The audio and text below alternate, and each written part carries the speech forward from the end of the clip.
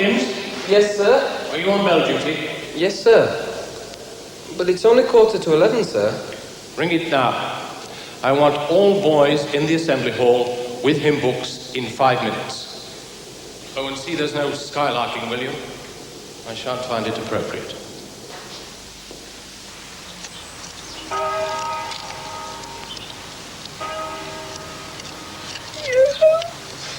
Oh, dear. Oh, dear. Esme, whatever's wrong? It's a shock. Not expected, was it? He seemed a lot better.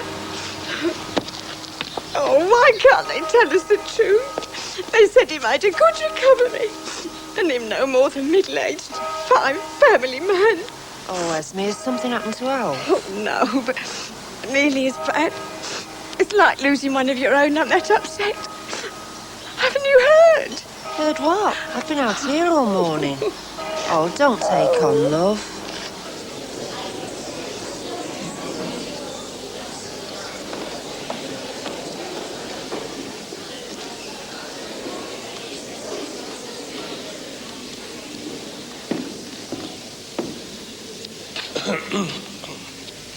Settle down, boys. Boys, I've called this extra assembly for a very sad reason. It was announced on the wireless just a few minutes ago that the King has died peacefully in his sleep at Sandring. I would like you all to find hymn 527 in your books. And after the hymn, there will be a 2-minute silence to mark our respect. Our King has earned a sure place in the affection of us all. He will be mourned the world over. Now his burden of duty is laid down, and the responsibility of sovereignty passes to Princess Elizabeth.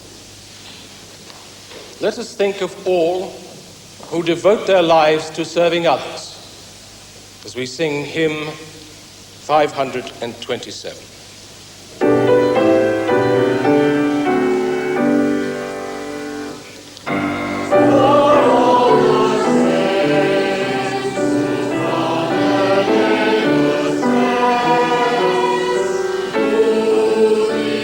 February the 6th, 1952. The King is dead. The special editions of the nation's newspapers, bordered in black, bring the news to his people. This man was trained to serve, but not to reign over his country. He took the coronation oath as King George VI in April 1937, and has since been admired for his success in filling a role he never expected. He would no doubt have preferred a quiet country life of privacy with his family. But for 15 years, he has encouraged us through a time of danger, trouble, and uncertainty. Against advice, he and the Queen chose to stay in London during the war and were able to bring comfort to victims of the Blitz. He attended public occasions, informal and formal, regardless of fatigue and declining health. He took great delight in his grandchildren, Prince Charles and Princess Anne, and in preparing his daughter Elizabeth to succeed him in the duties of monarchy. As his family mourns, so do the thousands who have been moving past his coffin this week as it lies in state. Thousands who wish to pay tribute to a brave king who brought us through our darkest hours during a difficult time for the whole world. The funeral must be over by now. Hey, who's making tea? You or me? Oh, we needn't bother. Mum's back from London. Oh, thank goodness for that. Yeah, she's lying down. She and Ma Burkett didn't go to Windsor. They just watched the cortege this morning, stood in Whitehall near the cenotaph, and then caught the train back home again.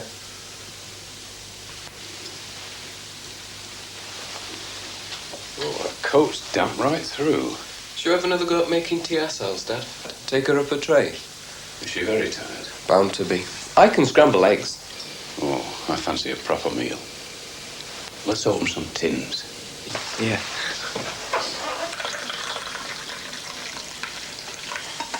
You must have been soaked. Hope you've not caught cold. I'm all right, love. There we are. That looks good. Have you and Edward managed? Of course. Missed you, though. Had Alfie. Had fish and chips last night. I stopped him complaining that he hadn't got a wife to come home to because you'd taken her off to London. Me take her? I like that. It was her idea. She's been upset all week, Arthur. I felt I had to go with her. 3 whole days of Ma Burkett's company. I still don't believe it. I don't mind her so much now. You know what she said? What? She said, poor King. For most of his reign, we've had to stand in queues, and this one's the longest yet. Worth it, though, to say goodbye. She's good-hearted enough. And there Mavis made me very welcome. Oh, did she? I'm glad I went. It's, well, the end of an era. There were all sorts in that queue, Arthur. Rich, poor, upper class, working class. All getting wet together, eh? Well, the British people have come through a lot worse together. We've seen changes for the better. Oh, I agree. Menfolk getting their own tea for a change. Aye. I'm all in favour of that. Hey, come on. I'm not helpless. You can stop in bed all day tomorrow if you want. I can't. Audrey Maitland's coming, isn't she? Oh, aye, yeah. That's the one good thing about the children growing up and leaving home. At last we've got room to have visitors. Avril's been meaning to clear these drawers out ever since she was married, but she's never got round to it. Oh, that's fun. What? A picture she took of some of her pals when they did a year in the Land Army after the war. Do you remember? Bread and potato rationing. I'll say. And that terrible winter. Oh, can I have it? You better ask her. Oh, I never knew she'd kept this. Who is it? You mean you don't recognise him? Of course not. How could you? You'd only be 2 when we took it down. It's the King's older brother, King before him. He abdicated. The Duke of Windsor. I saw him on Wednesday at the Lion in State in Westminster Hall. Can I have that too? What do you want all photos for? You're coming to parents' evening next Friday, aren't you? Before we break up for half term. Yeah. Well, the heads told us to arrange a display for you to look at, in honour of the King and what happened to us during his reign. So we're collecting things to put on show. What sort of things? Reminders. I wondered if Jimmy might lend me his medal. Yes, as long as you don't lose it. You want my Africa Star and all? Oh, can I? They're in an envelope with my free rail warrant signed by the captain. I don't know what happened to the Buckingham Palace admission ticket. You took Mary Halliwell to the investiture, didn't you? Yeah. My army souvenirs are in a box at home. I'm saving them for Peter. Ration books? But we're still using them. Old ones. I'll have a look. We're not still using clothing books, though. No, thank goodness. I put those on the back of the fire. Yeah, and with coupons left in them. Oh, you shouldn't have done. It gave me great pleasure to shut up. I wonder if Ma Burkett's got any.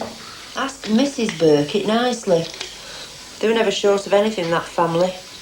Will you put those buttons somewhere safe if you're taking a dry milk tin for your display? What time's Mrs. Maitland arriving? This afternoon, why? Just wondered how soon we could start on the trifle. It's for tea. Hey, what's this? Oh, it's a Star of David. Sarah Levinson gave me that before they went to America. Poor lass, she landed us with a really rough little evacuee. Arnold, his name was. Do you remember any of that? Not clearly. I can sort of picture Rebecca bossing me about when I was small. And her dad? He used to look after our teeth. My teeth never needed looking after. I was deprived of sweets at an early age. Ooh, he's certainly made up for it since.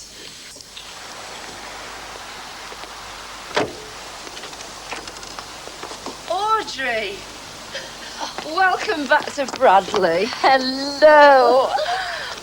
Oh, my goodness, you do look well. And so smart. I was saying to Arthur, he looks younger now than he did on VE Day.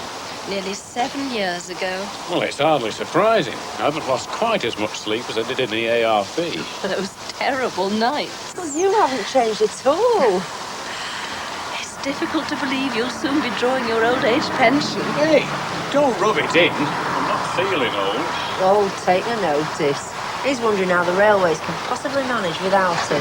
Come on in. Well, at least you can manage without the railways. That's a comfortable little car, isn't it?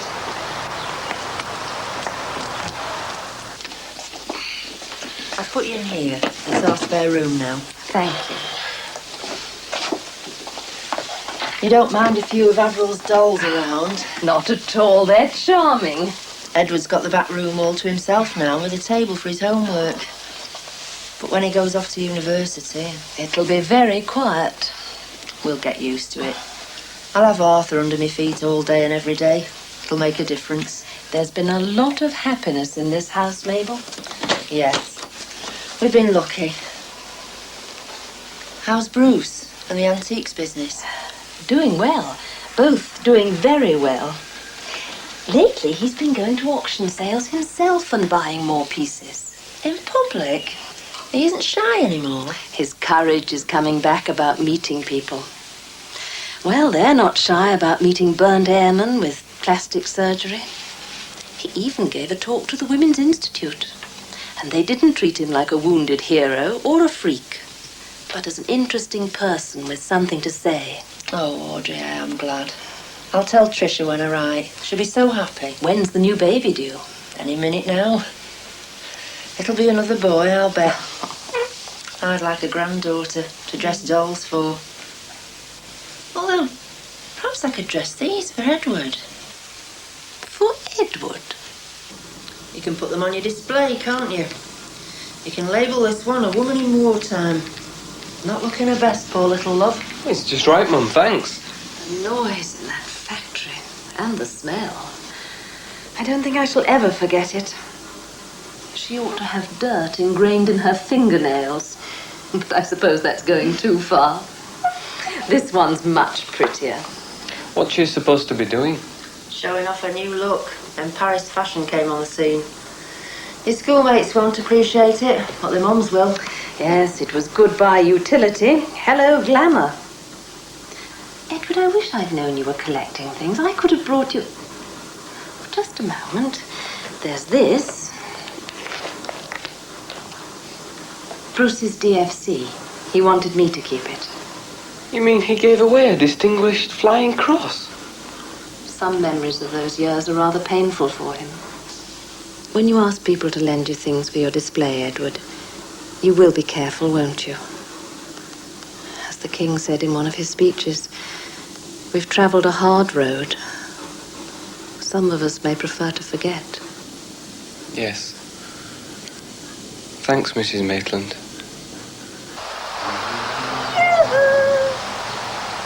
Have you nothing better to do on a Sunday afternoon? I was thinking. What have you got there? Junk. I'm a terrible hoarder, I am. It was under the stairs, but I hate to throw stuff out, even when it's no use. I've a lot full to go through up there when I retire. Well, I came across junk I can offload on your Edward, see? Oh, Alf's gas mask. I thought I'd collected all them in. Well, I was using it to hold my hanging plant outside the back door, wasn't I? Clothing coupons, old John balls, and some empty fag packets I only scrounged off the GIs. I bet they was full when he got them. Oh, here it is. Oh, prefab's great. Oh, I hope your prefabs hold together better than that. of course they will. They'll be standing 30 years from now if we haven't replaced them. Got any glue? There's that stuff I use for aerial modelling. I could put my bombers and Spitfires on display.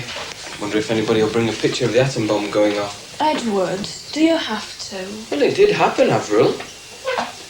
Oh, Avril, what would you say was the best new medicine? Since when? During the King's reign. Well, penicillin, I suppose. It's done the most good, anyway. Do you think you could borrow some penicillin tablets for me? I expect so.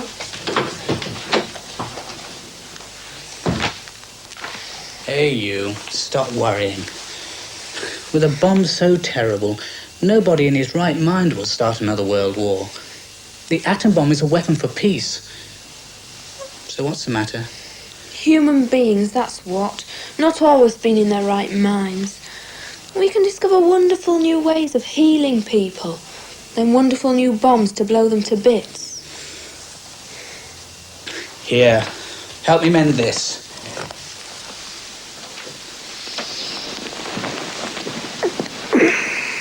Shall I lend Edward me plaster dove? What for? Well, these were flying over the Festival of Britain last summer. When everything was dismantled, he paid £1 for this and brought it home for me to keep. Even though he did look a bit silly on the train. And it's one of my best treasures.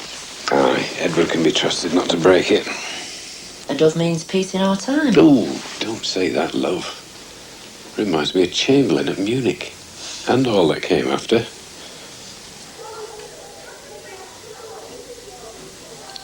Russian Hodgkins? Yes, sir. Or Chinese, or both. But they are the most difficult languages. Russian can't possibly be any worse than Greek, sir. I know the alphabet already. But why, boy? I want to go into the Foreign Office, sir. Be a diplomat. What about the RAF? If we're able to talk to the Russians, we may not have to fight them. You're not a secret communist. Not aiming to be a spy, Hodgkins. Well, we'll see how you fare in your examinations. In the meantime, civil servant looks better on paper as far as Oxford and Cambridge are concerned. How's the display coming along in the hall? Should be ready for this evening, sir. Oh, good. It'll be nice to see your parents again. Now we can relax with morning coffee. I know life's back to normal. Oh, love. I usually have my 11s in a mug. So do I, my dear, at home. I bet you were suited when the Tories won the election, eh? Oh, no. I voted Labour again. Well, the old government had pushed through so many changes for the better, and in such a short time. Such energy. I was sorry to see them out of office, weren't you, Mabel? Not really. They wore themselves out. And I was fed up with the trade unions calling strikes. Oh, excuse me. Well, you do surprise me. I'd have marked you as a Tory any day of the week. Alf and me has voted Conservative since we came to live in Westmore Avenue. Wonderful. Oh, I wonder who it is. Oh, I know. I'm proper nosy, I am. But like I said, you've got to stick with your own class, haven't you? Class? Have you got pelmets up at your windows? Yes, Well, but... so have we. See what I mean? Anyway, Alf and me reckoned that Mr. Churchill deserved a last fling. Now that I do understand. It was Anton from America. Tricia's had her baby. Oh, what did she have? A little girl. Oh, They're going to call her Elizabeth. Oh, congratulations, my son. An ambassador? Well, who knows? Eventually, perhaps. Oh, it's ridiculous. I mean, folk like that come from posh families, go to posh schools. Oh, and no disrespect, but our Edward can't mix in those circles. He was always keen to travel abroad. Well, he may get no further than a desk in Whitehall. But if the Foreign Office is his choice, I see every prospect of a worthwhile career. Nowadays, a boy's individual merit is more important than his social background. Oh, if they make him British ambassador to Moscow, I shan't sleep a wink. Washington would be nice. We have a daughter in America. She's just had a baby, a little girl. Oh, how very nice for you. I don't know. Young folk these days, you never know where they're going to end up.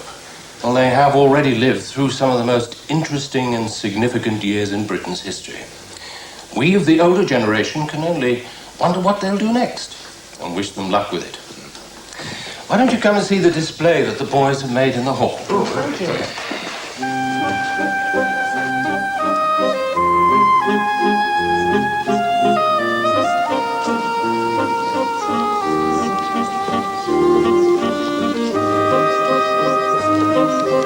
Thank you.